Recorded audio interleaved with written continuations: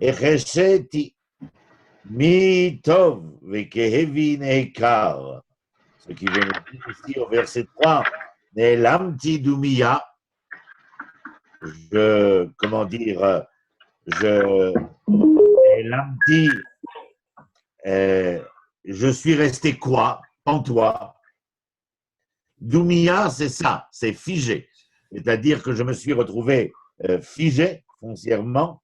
Et Resheti, je n'ai pu prononcer aucune parole.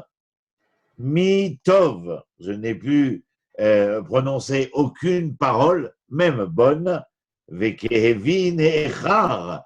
Et en conséquence de quoi, eh bien, ma douleur m'a endolori d'autant plus, ma douleur est devenue d'autant plus forte, d'autant plus puissante, et ma souffrance, donc. Nous sommes là dans un rapport de force entre le mal dire et le bien dire, et il sait qu'il doit se retenir dans une conjoncture générale de prêter garde à sa parole, mais lorsqu'il se retrouve face au malfaisant, eh bien, il doit d'autant plus prêter garde à ce qu'il doit dire, et il se voit empêché même de prononcer de bonnes paroles, car elles peuvent être entreprises et recueillies et traduites de mauvaise manière, ce qui l'amène à souffrir énormément. Verset 4, Cham libi bekirbi. Cham, la chaleur de son cœur en son sein, c'est comme si on nous disait qu'il était mu par énormément d'émotions, de sentiments. C'est le sens traduit littéralement, c'est Cham libi, mon cœur est chaud, Bekirbi en mon sein. Il est entrepris par nombre d'émotions. Beagigi, c'est-à-dire nombre d'émotions, Beagigi, dans ses pensées. Tivar Esh, et la flamme l'entreprend. Dibarti beleshoni. Encore une fois, ici, j'ai ce que je prononce. Dibarti, ce n'est plus les morts que nous avons vus. Ani Omer. Eh bien, il n'y a pas ici de les morts, il y a du dibour. Le dibour, c'est la shon kasha, c'est-à-dire un langage de rudesse, un langage que je dirais ici de plainte, de complainte, de critique également. Mais Dibarti Bilshoni nous fait entendre que cette critique est une réflexion pleine de bon sens, nous dirions. Dibarti Belshoni, et au verset 5, Odieni Adonai, Kitsi, fais-moi savoir, Éternel, quel est le temps de ma fin, c'est-à-dire à quel moment mourrai-je, car je ne veux pas savoir que la vie est finitude et ne pas savoir de quand sera à quel moment cela arrivera. Odieni Adonai Kitsi. En général, celui qui demande à connaître quelle est sa fin, c'est qu'il se trouve dans des souffrances insupportables et qu'il veut non pas en finir par lui-même, mais qu'il voudrait bien savoir à quel moment ces souffrances prendraient fin. Odieni Adonai Ketsi. Midat Yamai Mahi. Mazé Midat Yamai. La mesure de mes jours, quelle est-elle, en fin de compte? Quel est le temps qui m'est octroyé? Ve'eda ma chadel ani. Et je saurai, chadal, c'est à quel moment je ne serai plus. Est-ce qu'il est seulement question d'abréger la connaissance du temps à laquelle prendront fin ces souffrances? Allègerait-elle les souffrances? Ou bien est-ce que, comme celui qui voudrait savoir Combien de temps me reste-t-il? Eh bien, c'est parce qu'il aurait un certain nombre de choses à régler. Veda Machadal Ani. Verset 6. Ine Tfachot. Tfachot. Ine Tfachot Natata Yamai. וחדלי כאין נגדך, אך כל אבל, כל אדם ניצב. C'est le verset 6 où nous sommes, vous l'avez peut-être devant vous, Nahon, au verset 6, oui. Nahon, et oui. Les traductions, vous les avez. Attendez, j'essaye de déplacer. Je vous fais mes traductions à moi, bien entendu, vous le voyez bien, ce sont mes traductions propres. Et au verset 6, je regarde ce qui est marqué chez vous. Voici, tu as strictement limité mes jours, ma vie terrestre est comme un rien devant toi. Oui, tout homme placé sur terre n'est qu'un souffle, c'est là. Alors, qu'est-ce que j'ai à dire, moi, là-dessus, sur le verset 6? Inet Tfachot. Tfachot, c'est une mesure en hébreu. C'est-à-dire que tu m'as donné la mesure. C'est-à-dire que tu m'as fait connaître quel est le temps. Natata Yamai. Tu m'as donné quel était le temps de mes jours. Car en fin de compte, lorsqu'il en téphar en hébreu, c'est, vous voyez, c'est mon point. Ça, c'est un téphar. C'est quelque chose de très limité. Ce n'est pas une grande mesure. Mais la mesure de la vie de l'homme face à l'éternité est relative à ce téphar-là. C'est-à-dire que véritablement, la vie n'est qu'un moment, n'est qu'un temps, n'est qu'un instant, en quelque sorte. Natata yamai vechedli ke'ein nigdecha. C'est ce que je venais de dire. Et ma fin vis-à-vis de toi, vis-à-vis de l'éternité, de l'éternel, eh bien, n'est que très peu. Elle ne correspond à rien de véritablement probant. Ke'ein nigdach. C'est seulement, c'est un terme restrictif en hébreu, mais seulement. Kol, ça veut dire l'ensemble des jours du vécu de l'homme dans son monde. Evel, c'est, comme on dit dans le livre de Shlomo, Evel Avalim, vanité des vanités, c'est-à-dire c'est quelque chose de vain. Tous les jours de l'homme sont vains.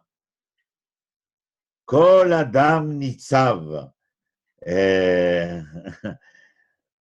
Il y a ici, comment dire, à l'homme qui est dans la souffrance, à vouloir connaître le temps de sa fin afin d'apaiser certainement ses souffrances ou de régler, comme je l'ai dit précédemment, des choses qui devraient être réglées et qui elles-mêmes apaiseraient sa souffrance s'il était possible, comment dire, de régler ses inquiétudes, ses soucis ou ses propres affaires.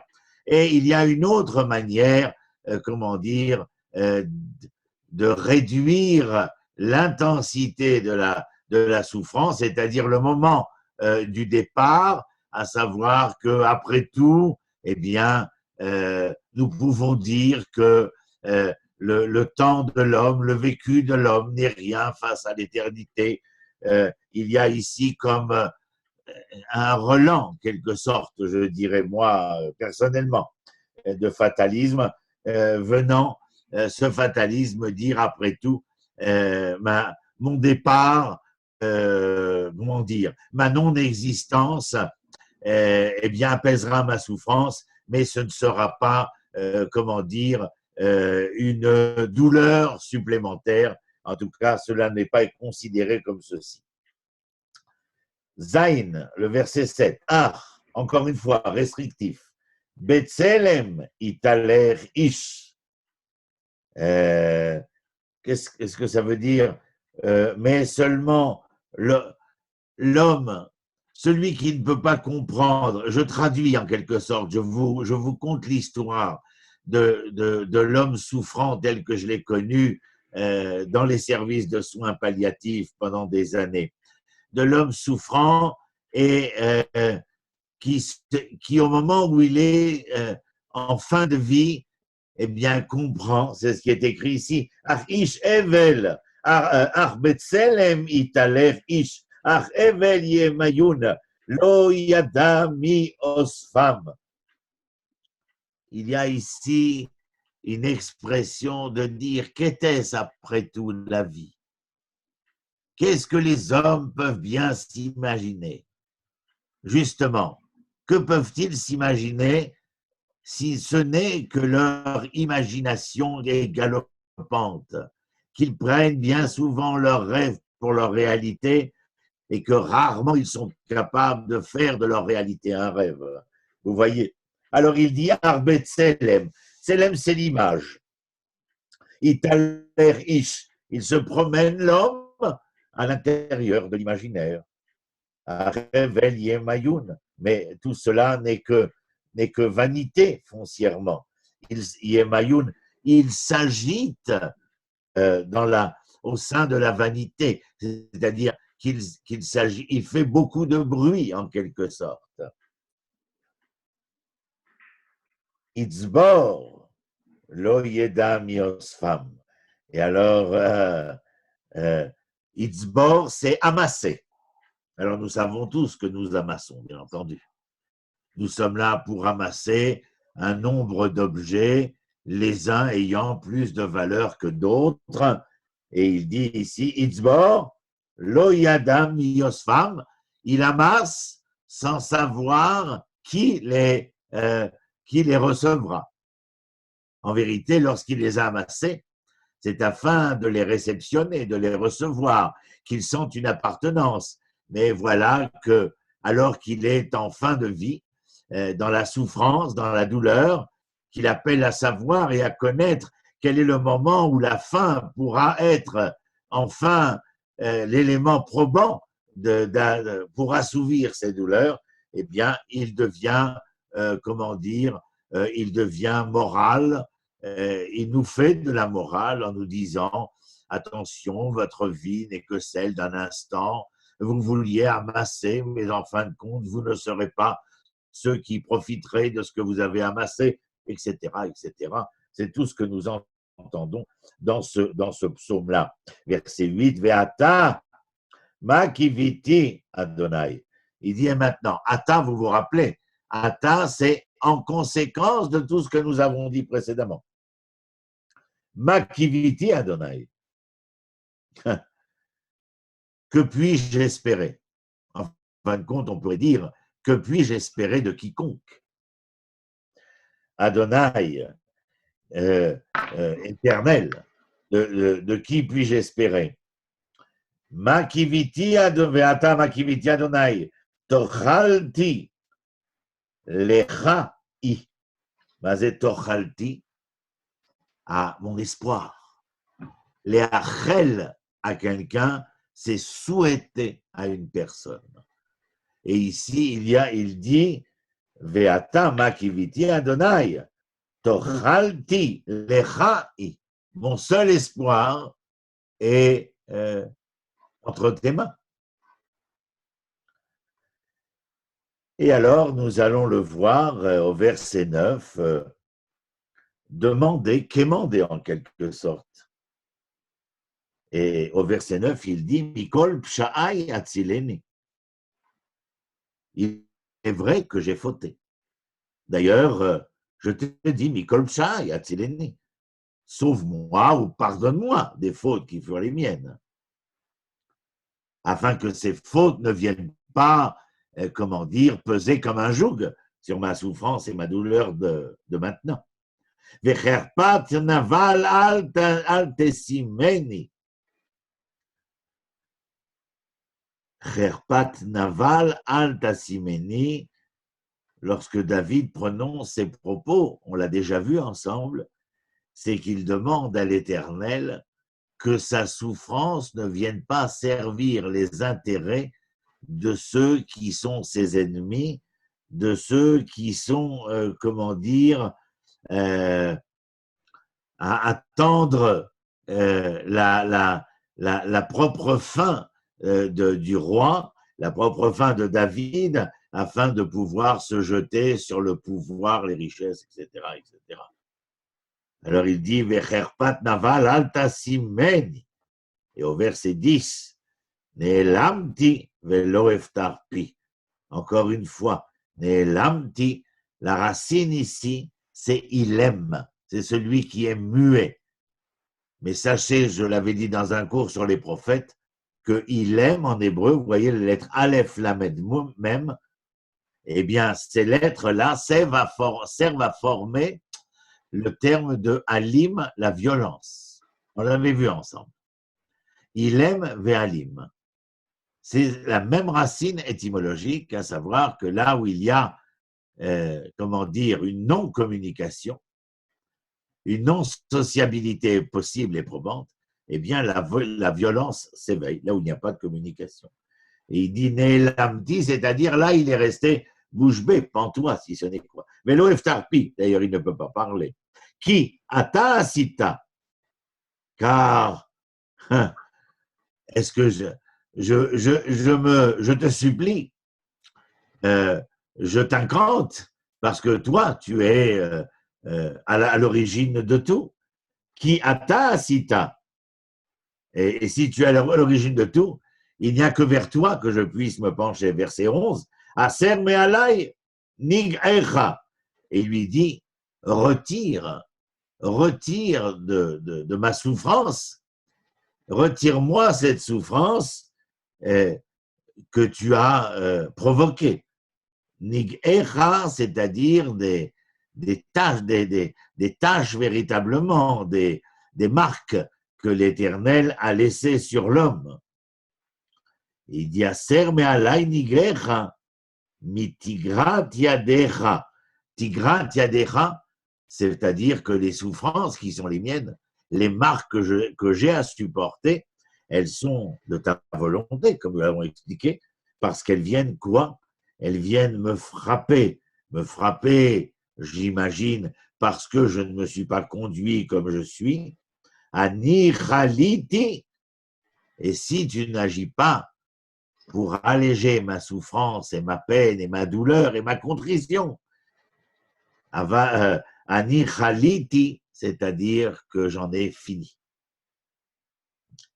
Je suis perdu en quelque sorte, si vous préférez. Verset 12. Betochachot avon isarta ish, vatames ka'ash chamudo ach evel kol adam sela. Cela, c'est toujours une manière, nous l'avons dit, poétique, poétique et musicale de terminer les versets des cantiques. Alors le verset 12, Mazé, betochachot, tochachot, lorsque je viens, tochachot, ça veut dire lorsque je viens punir, lorsque je te punis, dans le même temps, je te dis pourquoi je te punis. Léochiach, une personne, ça veut dire essayer de lui faire entendre raison concernant la punition qui va être la sienne. Betochachot, avon yasarta ish. Betochachot al avon, excusez-moi. Betochachot al avon, c'est-à-dire, en fin de compte, tu es venu me punir, me faire entendre raison vis-à-vis avon, ce sont des fautes également. Yasarta ish, tu as, comment dire, généré la souffrance. Je ne regarde pas exactement ce que vous avez chez vous, mais par les sanctions qu'entraîne l'iniquité, tu châties l'homme comme fait. Et Ka'ash, alors oui, ça c'est traduit la teigne. Ka'ash, alors je regarde ici, comment est-il? Tu châties l'homme comme fait la teigne, tu consumes ce qu'il a de précieux. Alors, Ka'ash Hamudo, Hamoud, c'est ce qui est gracieux, hein, traduit ici par précieux. C'est-à-dire que la teigne, elle vient, comment dire, dévorer ce qu'il y a de plus, comment j'ai dit, Hamoud, de plus gracieux, de plus précieux à nos yeux, bien entendu. Ah, et encore une fois, restrictif, mais seulement. Evel kol adam. Mais l'homme n'est rien. Alors, bien sûr, ces Tehillim, vous les prenez, chacun de nous, c'est comme lorsque j'admire l'image ou le tableau. Ce sont mes yeux qui admirent l'image ou le tableau, et ce que je ressens de l'image et du tableau n'est que le reflet de ce que je suis. Verset 13, Shim'at filati Adonai, entends. C'est un autre aspect maintenant, dans le même Tehillim, un autre aspect de l'approche de David. Shim'at filati Adonai, entends ma prière, mais Shabbat, c'est-à-dire si tu entends ma prière, je serai sauvé, si tu entends ma prière. Azina, c'est-à-dire dans l'oreille. L'ishmoa, c'est véritablement entendre, vous vous rappelez, pour y trouver l'équilibre, le bon entendement. Azina, c'est ozen, c'est-à-dire être capable de tendre l'oreille, d'entendre des deux oreilles. C'était métaphorique, bien entendu. Veshavati, Azina hel, imati al techerash, c'est-à-dire lorsque je me lamente, lorsque les larmes coulent sur mes joues, eh bien, ne reste pas indifférent. Qui guerre anori imar, car moi je suis comme étranger à tes côtés. Toshav kichol avotai. Alors le guerre, vous vous rappelez, on l'avait vu ensemble, forme le verbe lagour, qui veut dire séjourner. Alors que Toshav, c'est la chevette, c'est celui qui réside. Alors il y a Ger anochimcha, c'est-à-dire je suis comme celui qui ne fait que séjourner à tes côtés, mais je suis aussi Toshav Kichol Avotai. Regardez dans votre texte comment c'est écrit. Est-ce que on n'a pas le texte là. On n'a pas le texte. Ah là oui, ça y en a plus le texte. Alors on va faire monter ça. Vous l'avez là? Vous l'avez là, Nahon? Le verset 13. Écoute ma prière, Éternel, prête l'oreille à mes crises, ne reste pas silencieux devant mes larmes, nous l'avons dit, car je suis un étranger en ta présence, un simple passager comme tous mes ancêtres. Mais dans la traduction hébraïque, je serai plus précis que la traduction qui est donnée ici, à savoir que s'il est vrai d'un côté, je suis comme un étranger en ta présence, c'est-à-dire guerre anochi imar, lorsque je suis avec toi, je suis dans la dimension de celui qui ne fait que séjourner, Nachron, et lorsqu'ils disent un simple passager comme tous mes ancêtres, Toshav, on peut entendre quelque chose de plus proche, de plus intime, Kechol Avotai, lorsqu'il fait référence au patriarche, est-ce qu'il fait référence à tous les pères d'Israël? Je veux bien y croire pour dire que d'un côté, il y a cette ambiguïté de la réalité qui fait de moi un homme du séjour et qui fait de la foi qui vibre en moi celui qui voudrait se considérer comme étant non pas le porteur de carte de séjour, mais bien le résident. Verset 14. Asha mimeni ve'avliga ve'terem elech ve'heneni. Ve'heneni, c'est ce que nous avons ici. Verset 14. Asha mimeni ve'avliga ve'terem elech ve'heneni. Alors, qu'est-ce que veut dire Asha mimeni? Laisse-moi. Donne-moi un temps de répit. Ve'avliga, avliga, c'est donne-moi ce temps de répit afin que je puisse me remettre de mes émotions, afin que je puisse me reprendre avec moi-même. Beterem eler vehened. Comment traduit-il? Avant que je m'en aille et que c'en soit fait de moi. Alors, que veut dire David, en quelque sorte, ici, lorsqu'il lui dit « Donne-moi un temps de répit, le temps que je puisse me reprendre, me remettre, avant que je m'en aille et que je ne sois plus. » C'est-à-dire que David demande ici à pouvoir retrouver ses moyens fonciers afin de pouvoir être, on pourrait dire, entre guillemets, bien entendu, présentable pour le dernier rendez-vous et que l'Éternel puisse lui permettre de partir en toute conscience de ce qui se passe et non pas comme celui, en quelque sorte, qui, parce qu'il souffre, que parce qu'il est dans la douleur, alors il en appelle à en finir de son séjour ou de sa présence, mais il demande à l'Éternel de pouvoir être, comment dire, en son âme et conscience pleinement présent afin de pouvoir comment dire, finir ces jours de la manière la plus élégante qui soit.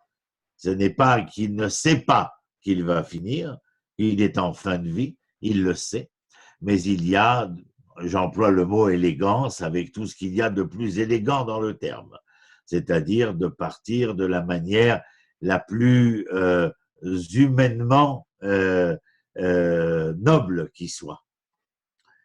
Donc, je vous avais dit que comment j'avais nommé, souffrance de la maladie, douleur, déprime et réflexion sur l'existence humaine, c'est dans ce psaume de combien 14 versets, avoir pu regarder dans le propos de David, eh bien, la souffrance de l'homme en fin de vie, la douleur que représente cette fin de vie, comme je l'ai dit, un côté qu'on ne peut pas ignorer, qui nous laisse transparaître une certaine déprime quand même, mais il se reprend et il se reprend pour sortir de cette forme de déprime en analysant l'existence humaine et la vanité qu'il y aurait dans l'existence humaine lorsque cette existence se meut dans un imaginaire. Voilà. Vous avez quelque chose à dire? Je vous écoute. Oui, Ronnie. Ah oui, je suis tout oui. Merci pour nous avoir indiqué au verset 2 le passage des voix OIE à voix OIX. Absolument. Un grand merci. Oui, parce que sur le chemin, je crois que sur ce chemin, il y avait véritablement non seulement le chemin qui devait se poursuivre, mais ce que l'homme pouvait exprimer sur le chemin qu'il poursuivait. Et c'est pour ça que je joue avec le terme voix et voix, véritablement. Voilà. C'est excellent. Et on n'a pas dit shalom à Jean-Claude, hein, il est là. Shalom Jean-Claude. Et on va faire le chapitre 42. Alors, je vais y aller, puisque je suis condamné à jouer avec cet appareillage. Voilà. Alors, on va essayer de grimper, avoir voilà, autant que possible. Ah non, là, c'est trop. Là, c'est trop. On va baisser un peu. Voilà. Alors, je suis au chapitre, le psaume 42. Je suis avec vous. Psaume 42, il est écrit Lamnatsehar Maskil. Ah oui, quel titre je donne à celui-là? La nostalgie de l'exilé qui est acculé à son exil, mais où dans cet exil, il se sent seul, haï, et donc on appelle à l'Éternel pour le sauver. Lamnatsehar Maskil. Lamnatsehar, nous avons déjà dit, le chef d'orchestre. Maskil, ça veut dire un homme instruit. Alors, lorsqu'on parle de l'orchestration, du chef de l'orchestration, nous dirons qu'il est peut-être le compositeur, l'auteur, le chanteur, peut-être les trois, peut-être un des trois, peut-être deux des trois. En tout cas, le Maskil vient nous présenter ici le personnage qui est suffisamment instruit, réfléchi, en tout cas connaissant son sujet. Anatsear Maskil, l'Ibné Coréar. Alors, il y a 7 psaumes dans les Teilim dans lesquels sont rappelés les enfants de Korah. Les enfants de Korah sont les descendants de Korah, mais certainement pas les enfants, ceux qui vécurent, qui réussirent, qui survécurent à l'événement de Korah. On n'a pas le temps de rentrer dans le texte biblique, mais les descendants de la famille de Korah, il y a 7 psaumes par rapport à cela. Qui sont-ils? Les textes que j'ai devant moi nous disent qu'ils sont les camarades de classe. Camarades de quelle classe? De la classe de la chorale, de la classe de l'orchestration, etc. Ou bien sont-ils ceux qui, participent à ce que j'ai expliqué tout à l'heure, ces maskils, cette composition, ces auteurs, ces chanteurs, ces chantres? C'est très possible. Là-dessus, nous n'avons pas une certitude formelle. Ce ne sont simplement que des hypothèses que j'émets ici. La Natser Maskil Ibn Korea. Ke hayal taharog alafike mahim ken nafshi taharog elecha Elohim. Nous connaissons ce verset parce qu'il est une chanson célèbre en Israël. Alors, qu'est-il écrit au verset 2? Ke hayal taharog. Hayal, c'est la biche. Ke hayal taharog, c'est celle. On entend deux choses. Pour que les choses soient claires, je dirais la biche aspire. Que ayal altar, comme la biche aspire. Et elle aspire à quoi? À la fikemaïm, c'est-à-dire au cours d'eau, aux sources d'eau, à la rivière, au fleuve, mais enfin surtout la rivière. Ken, nafshi ta'arog elecha Elohim, vous comprenez la métaphore? De la même manière que la biche a besoin du cours d'eau afin de pouvoir s'abreuver et qu'elle y aspire, qu'elle fait en sorte de trouver le cours d'eau afin de pouvoir assouvir, repaître sa soif, eh bien moi, de la même manière, quoi? Nafshi ta'arog elecha Elohim, j'aspire, moi aussi, moi, nafshi, c'est-à-dire mon âme vitale, le moi, l'être que je suis, aspire à pouvoir s'abreuver aux sources de l'éternel créateur des lois immuables, vous vous rappelez Elohim. Voilà, c'est un rapport métaphorique ici, afin de nous faire entendre que l'homme, ici, que David, mais que l'homme dont David veut nous entretenir est cet homme qui aspire, bien entendu, à pouvoir s'abreuver aux sources de la connaissance divine et pouvoir ainsi témoigner de la raison de sa création. Verset Gimel. Tsama nafshi Elohim. Ben oui, je suis assoiffé. Tsama nafshi Elohim. J'ai soif de l'éternel. J'ai surtout soif de l'éternel car je me sens asséché et j'ai donc une nécessité à devoir repaître ma soif. Et si je dois repaître ma soif, c'est afin de pouvoir vivre.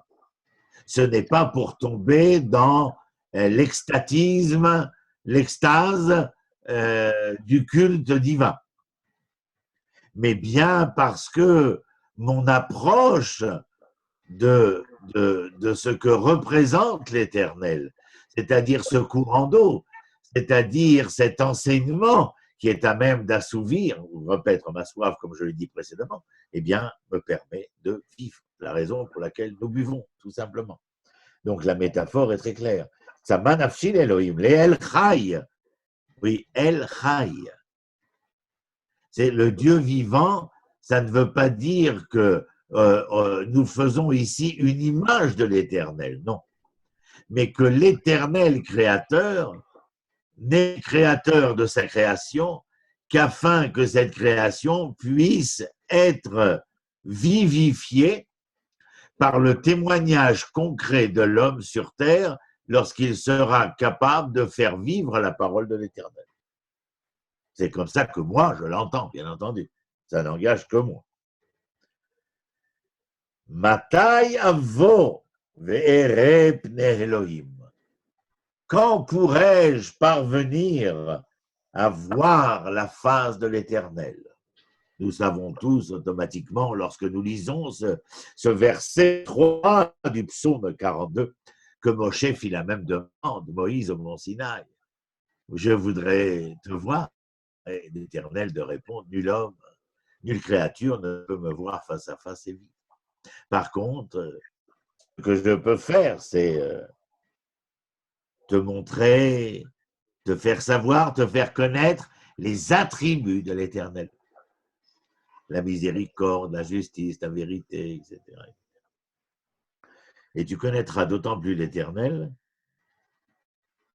que d'autant plus tu seras capable de réaliser les attributs de l'Éternel dans le monde qui est le tien, c'est-à-dire non seulement tu viens t'abreuver à ma source, mais afin que tu deviennes toi-même la source qui pourra abreuver le monde de la création afin de lui donner vie. Et je serai El Chai lorsque tu aurais été capable de témoigner avec justice et droiture de la vie que j'ai voulu créer.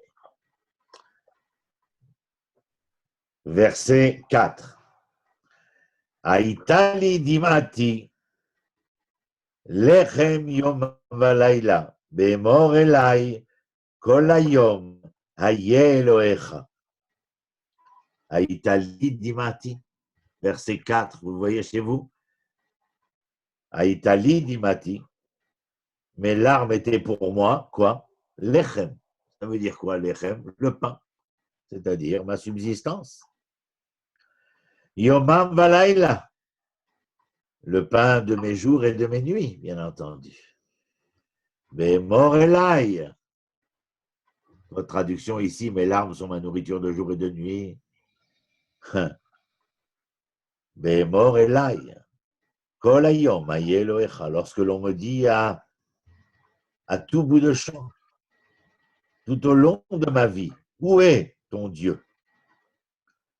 Question récurrente, bien entendu, surtout dans la journée que nous venons de finir aujourd'hui en Israël, où nous avons commémoré la journée du souvenir de la Shoah et de l'héroïsme pendant la Seconde Guerre mondiale.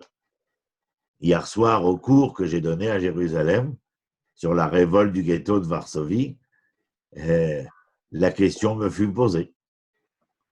Où est ton Dieu? Et la première réponse qui m'est venue hier soir, c'est de dire, je sais que cette question nous brûle les lèvres, mais j'ai une autre question qui sert de réponse à votre question. Ma question est, où est l'homme? Où était l'homme? Le tiers coupable est toujours un arrangement que les hommes ont trouvé. À brûle-pourpoint et au juste moment pour calmer leurs émotions exacerbées. Mais s'il est vrai que nous pouvons poser la question Hayeh Elohecha, où est ton Dieu? Je ne peux pas poser la question de où est ton Dieu sans que je puisse poser cette question essentielle qui est déjà dans le livre de Bereshit, Hayeka. Où en es-tu avec toi-même? L'homme, c'est la question que pose l'Éternel à l'homme. Parce que la question qui me paraît la plus probante est bien de savoir où est l'homme.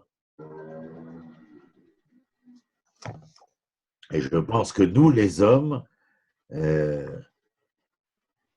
tissons de nos propres mains, comme à l'heure où nous parlons d'ailleurs, l'histoire qui va se produire demain et après-demain.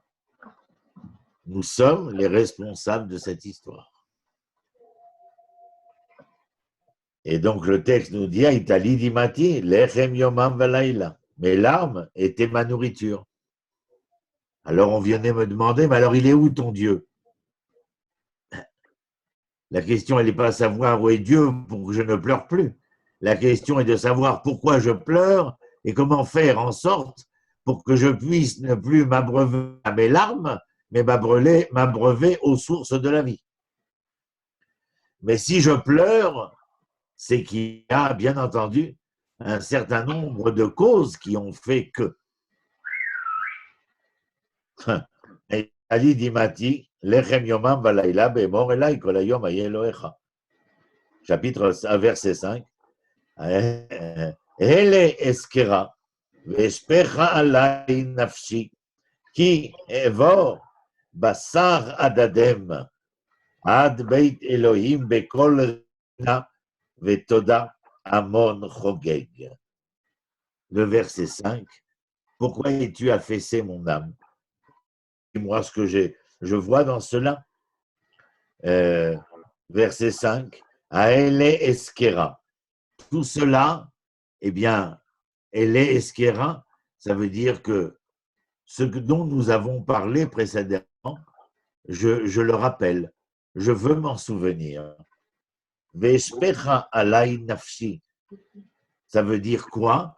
Eh bien, l'ishpor, ça veut dire dans les eaux, c'est verser, déverser. Je rappelle tout ça, veshpecha alai nafshi, qui est vor bassar. Vous voyez ce qui est marqué? On est au verset 5, mon âme se fond au-dedans de moi quand je me rappelle le temps où je m'avançais au milieu de rangs pressés, marchant en procession avec eux vers la maison de Dieu, au bruit des chants et des actions de grâce d'une foule en fête. Voyons ce que je vois moi. Je voudrais me souvenir de ce temps, donc. Veshpechalai nafshi, qui est vor bassar, qui j'avais l'habitude de traverser avec tout le monde. À quel moment? Eh bien, lorsque nous allions au temps donné, la fête de Sukkot, de Pessah, de Shavuot, lorsque le peuple était appelé à monter à Jérusalem, lorsque nous allions vers ta résidence éternelle, lorsque nous allions te rencontrer pour nous y abreuver. Alors, je reprends ce que je viens de dire. Je dis à ce moment-là, elle est escort, je me souviendrai de cela, et je me suis comment dire, soudainement retrouvé triste. Qui evor basar hadadem ad beit Elohim bekol rina vetoda. Pourquoi? Eh bien parce que je me souviens de lorsque nous allions ensemble vers la maison de l'Éternel, j'ai dit, pour nous ressourcer, pour reconnaître l'Éternel par notre venue au temple, mais aussi dans cette rencontre, dans ce rendez-vous, eh bien, il y avait non seulement ce que j'amenais pour remercier la bonté de l'Éternel pour son peuple et pour l'humanité, à Sukkot par exemple, mais aussi être capable, lors de cette rencontre, de me ressourcer foncièrement, bien entendu. Ad Beit Elohim Bekol Rina. Et j'y allais comment? Avec une voix joyeuse. Rina a une voix joyeuse. Et Toda, pleine d'affection, de remerciements. Amon Chogeg, c'était une foule qui était en fête. Alors voilà.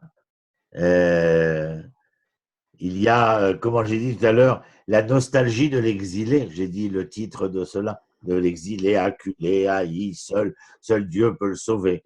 Alors voilà, nous parlons de ces métaphores, de vouloir aller à la source d'eau comme la biche le fait naturellement. Alors nous voudrions aussi, parce que vous comprenez que nous n'avons pas cette même possibilité, car nous nous trouvons dans un autre ailleurs. Matishtochachi, verset 6. Matishtochachi, pourquoi es-tu abattu, je dirais? Nafshi, moi, pourquoi suis-je abattu? Mais Nafshi, c'est encore une fois, je vous rappelle à chaque fois, Nefesh, c'est l'âme vitale. Face à l'âme divine, l'âme spirituelle, la Neshama. Ma tishtochachi nafshi. Vatehemi alay. Vatehemi alay. Et tu es. Pourquoi es-tu abattu? Pourquoi es-tu si bouleversé? Qu'est-ce qu'ils vous ont écrit ici? Pourquoi es-tu affaissé mon âme? Pourquoi t'agites-tu dans mon sein? Oui, c'est exactement ce que je viens de dire. Pourquoi es-tu bouleversé? Et que. Qu'est-il écrit? Nafshi, ou t'es mis à l'ail, Ochili, l'Elohim, qui od odenu. Ça veut dire quoi, Ochili? Fais en sorte, permets-moi d'espérer, comment dire, pouvoir encore rencontrer l'Éternel, puisque nous avons parlé tout à l'heure de cette procession. Alors, permets-moi de pouvoir encore espérer, pouvoir prier l'Éternel, car qui od odenu. Pourquoi? Qu'est-ce que qui od odenu? Eh bien, parce que seul lui est à même de nous sauver. Seul lui est à même de nous sauver. Et parce qu'il est le seul à pouvoir nous sauver, bien avant qu'il nous sauve.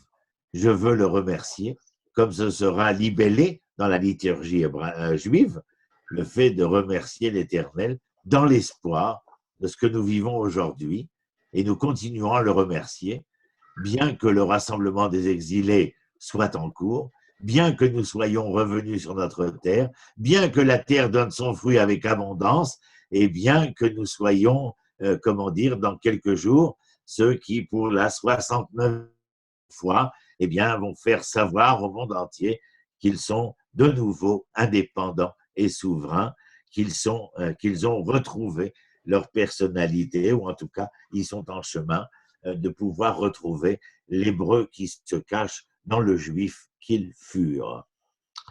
Ça, c'est une expression à moi, mais vous l'avez déjà entendu. Verset 7.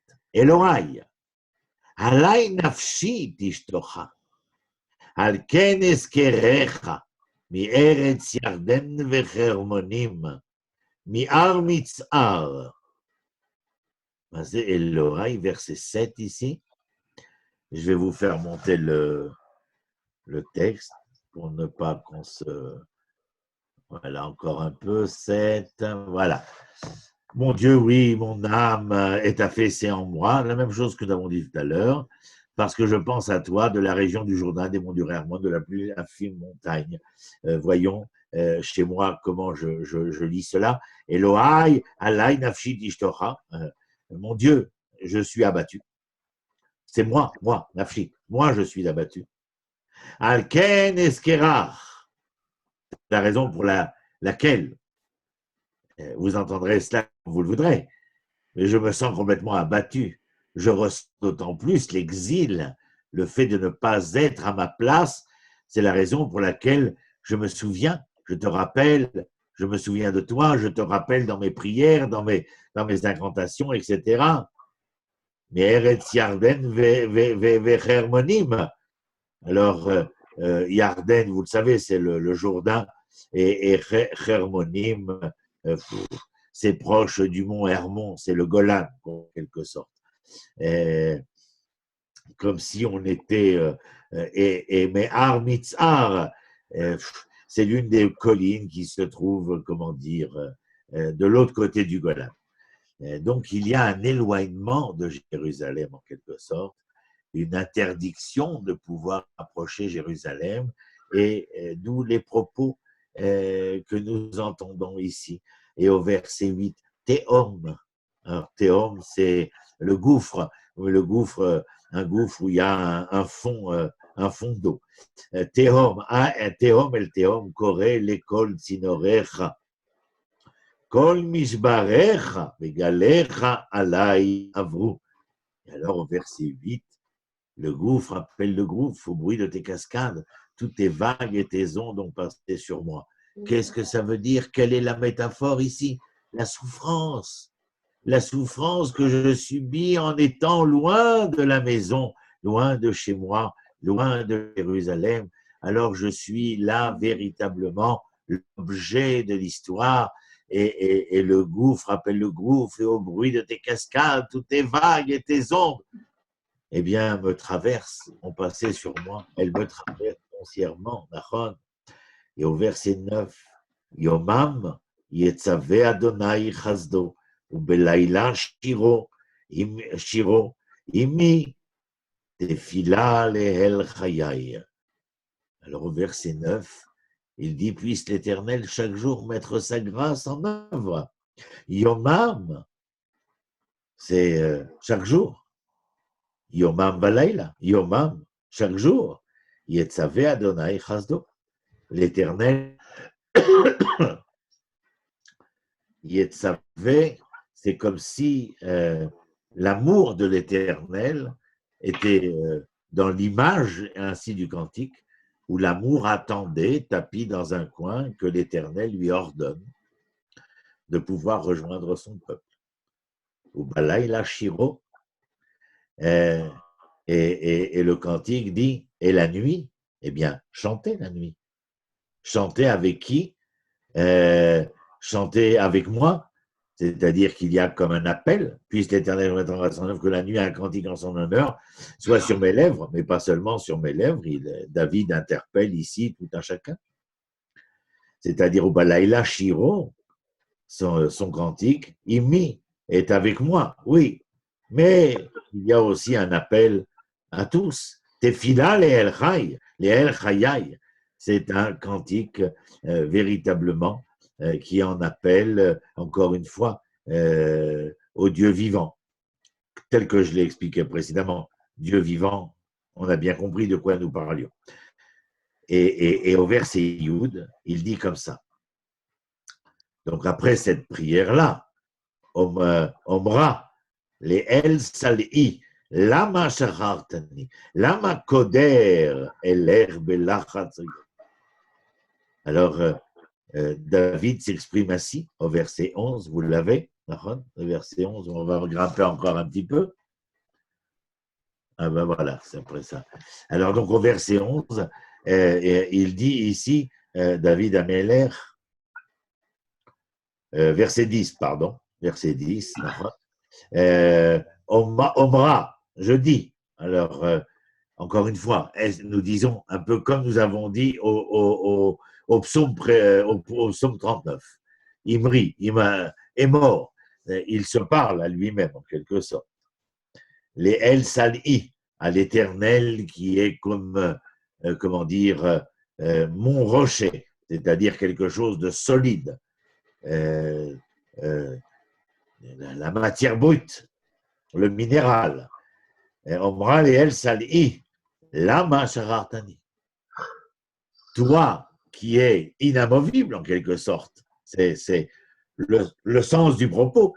Toi qui ne peux être bougé, tu es le même. Tu es il n'y a chez toi ni passé, ni présent, ni futur. Tu es, un point, c'est tout.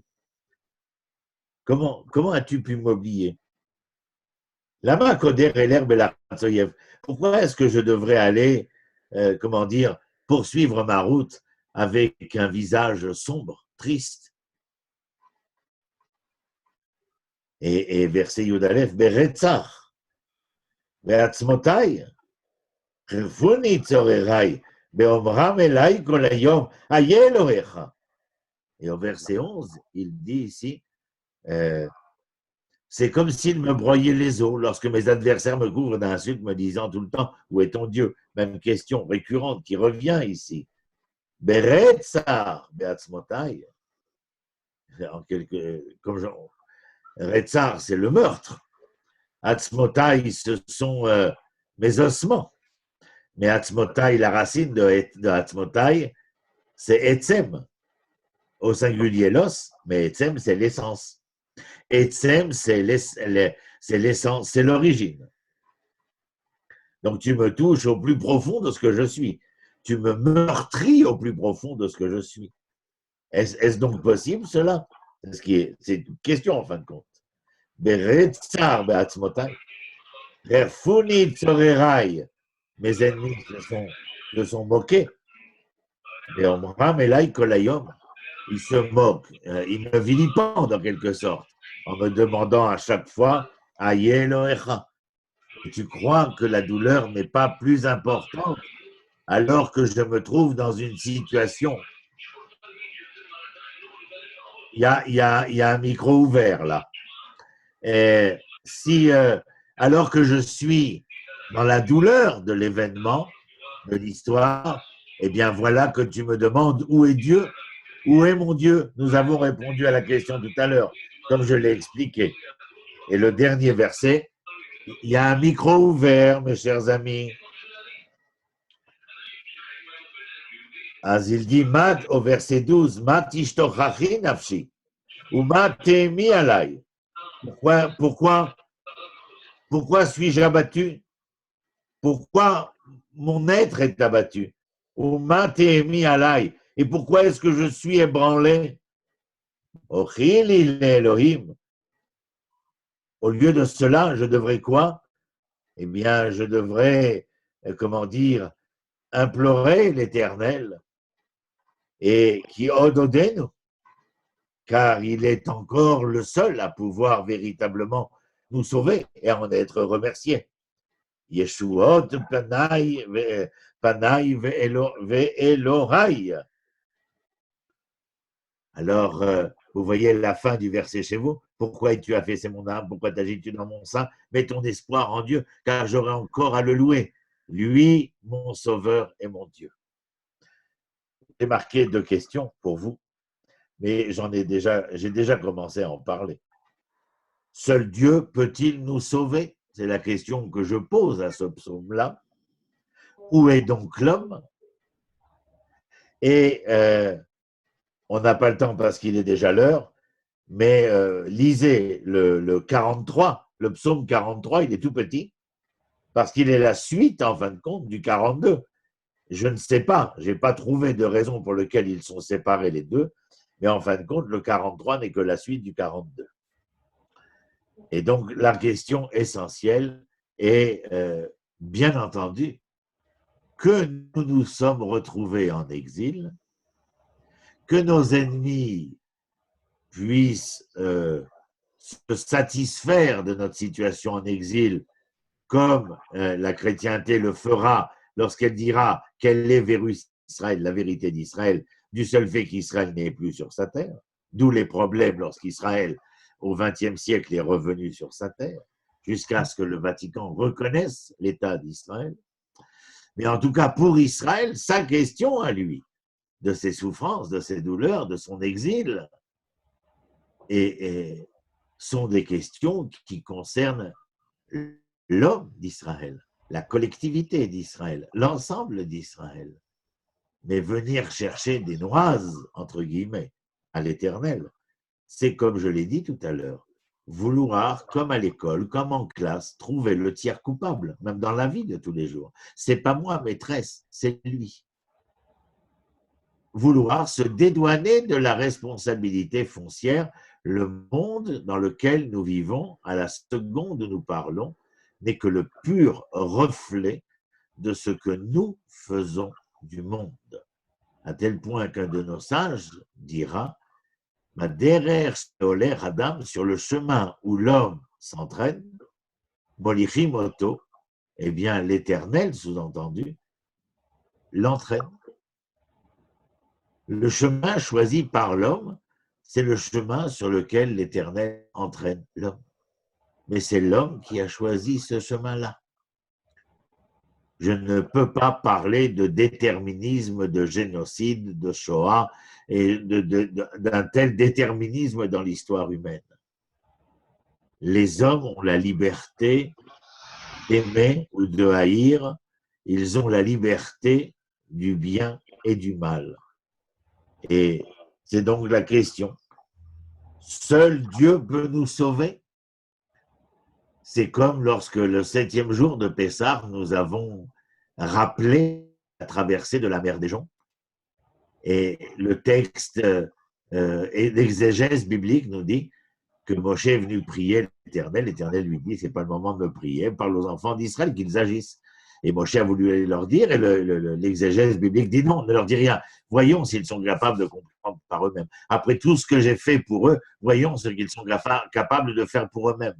Et c'est là que le texte nous dit que Narshon ben Aminadav a mis les pieds dans l'eau. D'ailleurs, tout le monde utilisera cette expression, aide-toi et elle t'aidera.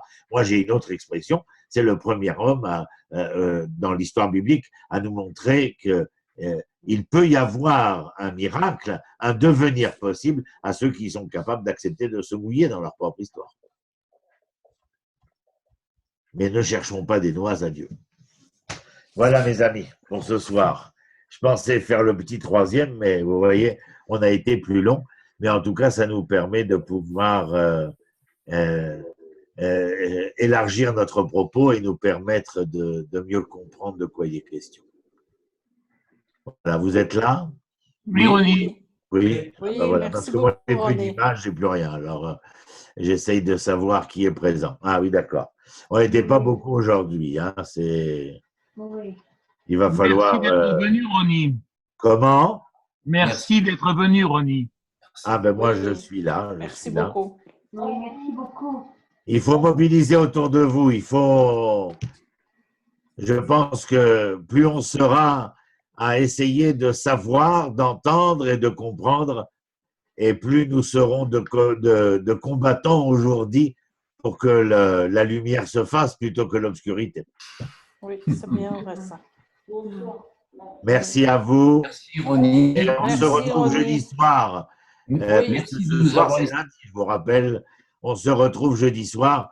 Donc, on a 3 jours pour mobiliser les foules. D'accord. Merci. Shalom, de nous avoir shalom. Au écoutés. revoir, bonsoir. Shalom, Ronnie. Au revoir. Merci. Merci à vous d'avoir été là. beaucoup. Salut. Merci beaucoup. Merci.